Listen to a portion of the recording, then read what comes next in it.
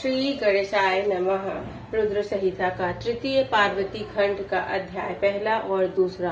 हिमालय के स्थावर जंगम द्विविध स्वरूप एवं दिव्यत्व का वर्णन, मीना के साथ उनका विवाह तथा मीना आदि पूर्व जन्म में प्राप्त हुए सनकादिक के शाप एवं वरदान का कथन। नारद जी ने पूछा, ब्राह्मण पिता के यज्ञ में अपने शरीर का परित्याग करके दक्ष कन्या जगदम्बा सती देवी किस प्रकार गिरिराज हिमालय की पुत्री हुई, किस तरह अत्यंत उग्र तपस्या करके उन्होंने पुनः शिव को ही पति रूप में प्राप्त किया, यह मेरा प्रश्न है। आप इस पर भली भांति और विशेष रूप से प्रकाश डालिए। ब्रह्मा जी ने कहा, मुने नारद, तुम पहले पार्वती की माता के जन्म, विवाह और अन्य भक्ति वर्धक पावन चरित्र सुनो। मुनि श्रेष्ठ, उत्तर दिशा में पर्वतों का राजा हिमवान नामक महान पर्वत है, जो महातेजस्वी और समृद्धशाली है। उसके दो रूप प्रसिद्ध हैं, एक स्थावर और दूसरा जंगम। मैं संक्षेप से उसके सूक्ष्म स्थावर स्वरूप का वर्णन करता हूँ। वह रमणीय पर्वत नाना प्रकार के रत्नों का आकार खान है और पूर्व तथा पश्चिम समुद्र के भीतर प्रवेश करके इस तरह खड़ा है मानो भूमंडल को नापने के लिए कोई मानदंड हो। वह नाना प्रकार के वृक्षों से व्याप्त है और अनेक शिखरों के कारण विचित्र शोभा से संपन्न दिखाई देता है। सिंह, व्याघ्र आदि पशु सदा सुख पूर्वक उसका सेवन करते हैं। हिम का वह भंडार ही है, इसलिए अत्यंत उग्र जान पड़ता है। भांति भांति के आश्चर्यजनक दृश्यों से उसकी विचित्र शोभा होती है। देवता, ऋषि, सिद्ध और मुनि उस पर्वत का आश्रय लेकर रहते हैं। भगवान शिव को वह बहुत ही प्रिय है, तपस्या करने का स्थान है। स्वरूप से ही वह अत्यंत पवित्र और महात्माओं को भी पावन करने वाला है। तपस्या में वह अत्यंत शीघ्र सिद्धि प्राप्त करता है। अनेक प्रकार के धातुओं की खान और शुभ है। वही दिव्य शरीर धारण करके स्वर्ग सुंदर रमणीय देवता के रूप में भी स्थित है। भगवान विष्णु का अवकृत अंश है, इसलिए वह शैलराज साधु संतों को अधिक प्रिय है। एक समय गिरिवर हिमवान ने अपनी कुल परंपरा की स्थिति और धर्म की वृद्धि के लिए देवताओं तथा पितरों का हित करने की अभिलाषा से अपना विवाह करने की इच्छा की। मुनीश्वर उस अवसर पर संपूर्ण देवता अपने स्वार्थ का विचार करके दिव्य पितरों के पास आकर उनसे प्रसन्नता पूर्वक बोले। देवताओं ने वो कहा, पितरों, आप सब लोग प्रसन्नचित होकर हमारी बात सुने और यदि देवताओं का कार्य सिद्ध करना है, आपको भी अभिष्ट हो तो शीघ्र वैसा ही करें। आपकी ज्येष्ठ पुत्री जो मैना नाम से प्रसिद्ध है, वह मंगल रूपणीय है। उसका विवाह आप लोग अत्यंत प्रसन्नता पूर्वक हिमवान पर्वत से कर दें। ऐसा करने पर आप सब लोगों को सर्वथा महान लाभ होगा और देवताओं के दुखों का निवारण ही पग होता रहेगा। देवताओं की यह बात सुनकर पितरों ने परस्पर विचार करके स्वीकृति दे दी और अपनी पुत्री मैना को विधि पूर्वक हिमालय के हाथ में दे दिया। उस परम मंगलमय विवाह में बड़ा उत्सव मनाया गया। मुनीश्वर नारद, मैना के साथ हिमालय के शुभ विवाह का यह सुखद प्रसंग मैंने तुमसे प्रसन्नता पूर्वक कहा है। अब और क्या सुनना चाहते हो? नारद जी ने पूछा। विधे विद्वन, अब आदर पूर्वक मेरे सामने मैना की उत्पत्ति का वर्णन कीजिए कि उसे किस प्रकार शाप प्राप्त हुआ, यह कहिए और मेरा संदेह का निवारण कीजिए। ब्रह्मा जी बोले, मुने, मैंने अपने दक्ष नामक जिस पुत्र की पहली चर्चा की है, उनके 60 कन्याएं हुई थी जो सृष्टि की उत्पत्ति में कारण बनी। नारद, दक्ष ने कश्यप आदि श्रेष्ठ मुनियों के साथ उनका विवाह किया था। यह सब वृत्तांत तो तुम्हें विदित ही है। अब प्रस्तुत विषय को सुनो। उन कन्याओं में एक स्वधा नाम की कन्या थी, जिसका विवाह उन्होंने पितरों के साथ किया। स्वधा की 3 पुत्रियां थी जो सौभाग्यशाली तथा धर्म की मूर्ति थी, जिनमें से ज्येष्ठ पुत्री का नाम मैना था, मझली का धन्या और के नाम से प्रसिद्ध थी और सबसे छोटी कन्या का नाम कलावती था। ये सारी कन्याएं पितरों की मानसी पुत्रियां थीं।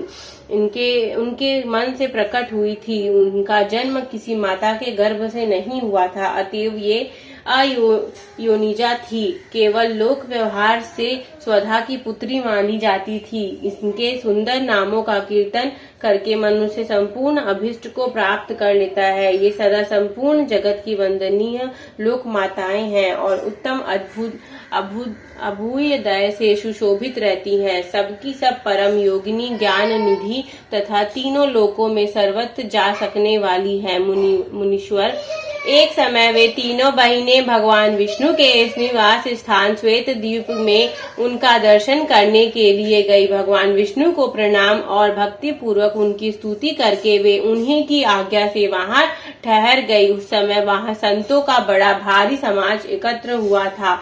मुने, उसी अवसर पर मेरे पुत्र सनकादिक सिद्धगण भी वहां गए और श्री हरि की स्तुति वंदना करके उन्हीं की आज्ञा से वहां ठहर गए। सनकादिक मुनि देवताओं के आदि पुरुष और संपूर्ण लोकों में वंदित हैं। वे जब वहां आकर खड़े हुए उस समय श्वेत द्वीप के सब लोग उन्हें देख प्रणाम करते हुए उठकर खड़े हो गए, परंतु ये तीनों बहनें उन्हें देखकर भी वहां नहीं उठी। इससे सनत कुमार ने उनको मर्यादा रक्षार्थ उन्हें स्वर्ग से दूर होकर नर स्त्री बनने का शाप दे दिया। फिर उनके प्रार्थना करने पर वे प्रसन्न हो गए और बोले। सनत कुमार ने कहा, पितरों की तीनों कन्याएं, तुम प्रसन्नचित्त होकर मेरी बात सुनो। यह तुम्हारे शोक का नाश करने वाली और सदा ही तुम्हें सुख देने वाली है। तुम में से जो ज्येष्ठ है वह भगवान विष्णु की अंशभूत हिमालय गिरी की पत्नी हो। उससे जो कन्या होगी वह पार्वती के नाम से विख्यात होगी। पितरों की दूसरी प्रिय कन्या योगिनी धन्या राजा जनक की पत्नी होगी। उसकी कन्या के रूप में महालक्ष्मी अवतरण होंगी, जिनका नाम सीता होगा। इसी प्रकार पितरों की छोटी पुत्री कलावती द्वापर के अंतिम भाग में वृषभानु वैश्य की पत्नी होंगी और उसकी प्रिय पुत्री राधा के नाम से विख्यात होगी। योगिनी मेना पार्वती जी के वरदान से अपने पति के साथ उसी शरीर से कैलाश नामक परम पद को प्राप्त हो जाएगी। धन्या तथा उनके पति जनक कुल में उत्पन्न हुए जीवन मुक्त महायोगी राजा सिर ध्वज लक्ष्मी स्वरूपा सीता के प्रभाव से वैकुंठ धाम में जाएंगे। वृषभानु के साथ वैवाहिक मंगल कृत्य संपन्न होने के कारण जीवन मुक्त योगिनी कलावती भी अपनी कन्या राधा के साथ गोलोक धाम में जाएगी। इसमें संशय नहीं है। विपत्ति में पड़े बिना कहा किनकी महिमा प्रकट होती है। उत्तम कर्म करने वाले पुण्यात्मा पुरुषों का संकट जब टल जाता है तब उन्हें दुर्लभ सुख की प्राप्ति होती है। अब तुम लोग प्रसन्नता पूर्वक मेरी दूसरी बात भी सुनो, जो सदा सुख देने वाली है। मैना की पुत्री जगदम्बा पार्वती देवी अत्यंत दुस्सह तप करके भगवान शिव की प्रिय पत्नी बनेगी। धन्या की पुत्री सीता भगवान श्री राम जी की पत्नी होंगी और लोकचरा का आश्रय ले श्री राम के साथ विहार करेंगी। साक्षात गोलोक धाम में निवास करने वाली राधा ही कलावती की पुत्री होगी। वे गुप्त स्नेह में बंद कर श्री कृष्ण की प्रियतमा बनेगी।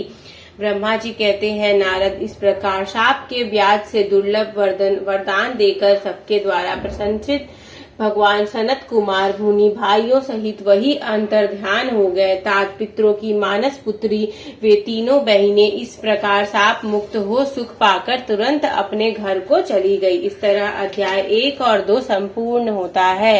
हर हर महादेव शिव शंभू। ओम जय शिव ओंकारा, प्रभु हर शिव ओंकारा।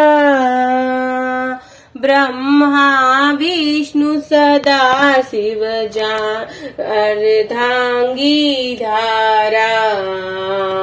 ओम जय शिव ओंकारा। एकानन चतुरानन पंचानन राजे। हंसासन गरुनासन वृषवाहन साजे। ओम जय शिव ओंकारा। 2 भुज 4 चतुर्भुज 10 भुज अति सोहे। त्रिगुण रूप निरखता त्रिभुवन जन मोहे। ओम जय शिव ओंकारा। अक्षमाला बनमाला रुंडमाला धारी। चंदन मृग मद सोहे भाले शशिधारी। ओम जय शिव ओंकारा। श्वेतांबर पीतांबर बागंबर अंगे। सनकादिक गरुणादिक भूतादिक संगे। ओम जय शिव ओंकारा।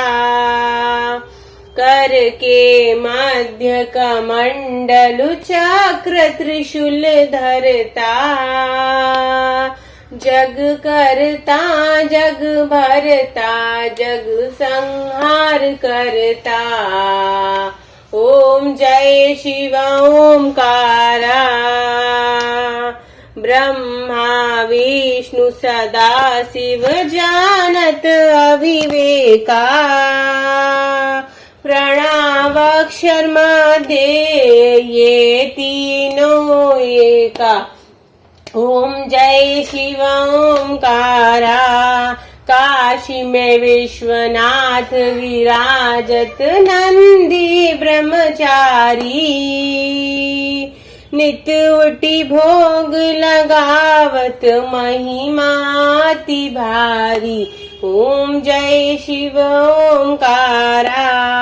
त्रिगुण शिव जी की आरती जो कोई नर गावे। कहत शिवानंद स्वामी मन वांछित फल पावे। ओम जय शिव ओंकारा। कर्पूर गौरम करुणावतारम संसार सारम भुजगेन्द्रहारम। सदा वसन्तं हृदयारविन्दे भवं भवानी सहितं नमामि। त्वमेव माता च पिता त्वमेव बन्धु च सखा त्वमेव। त्वमेव विद्या द्रविणं त्वमेव सर्वं मम देव देव।